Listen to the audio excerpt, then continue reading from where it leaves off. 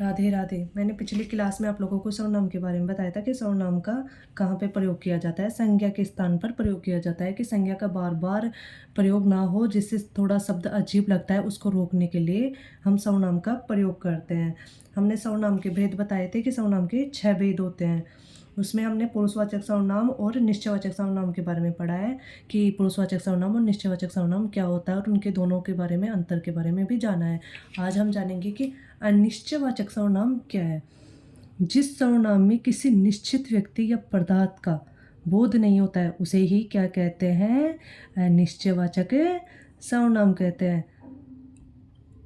जैसे कि बाहर कोई है, हमें कोई निश्चित नहीं है। निश्चयवाचक सर्वनाम में तो निश्चित रहता था कि बाहर कोई आया हुआ है, लेकिन अनिश्चयवाचक सर्वनाम में कोई निश्चित नहीं है कि बाहर कोई है। हमें पता नहीं है कि बाहर दरवाजे के बाहर कोई खड़ा है।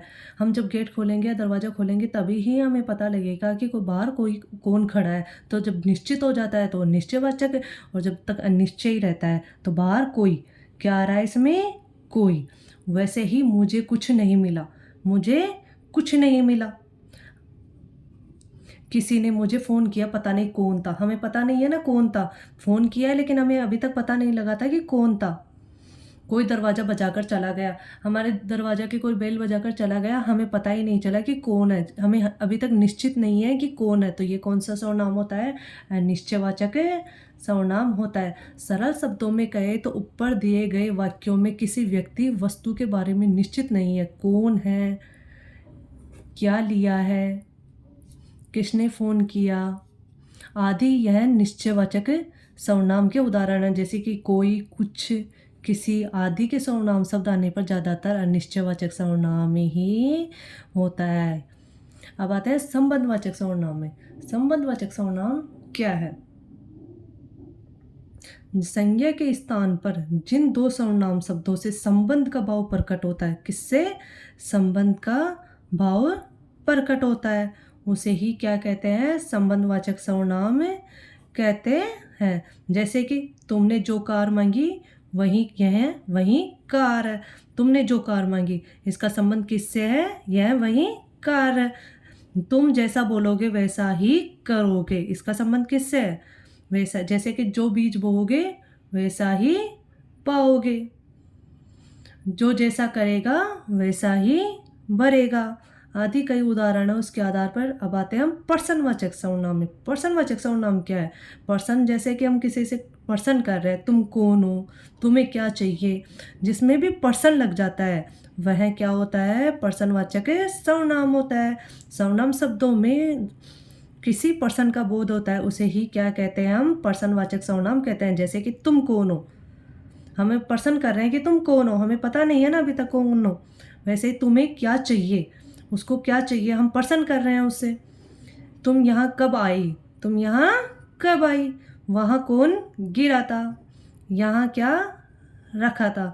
जो सर्वनाम तीनों पुरुष उत्तम, जिसमें निजवाचक सर्वनाम होता है कि अपने आप के लिए, हम अपने आप के लिए जो भी बात कह रहे हैं वो निजवाचक सर्वनाम में आता है। जो सर्वनाम तीनों पुरुषों में उत्तम, मध्यम और अन्य में अपना होने की अवस्था या भाव, अपनापन क्या है? अपनापन और निजता का, वह निजवाचक सर्वनाम है। जैसे कि आप अपना काम खुद कर लेना, क्या है? आप अपना काम खुद कर लेना, ये क्या है? निजवाचक।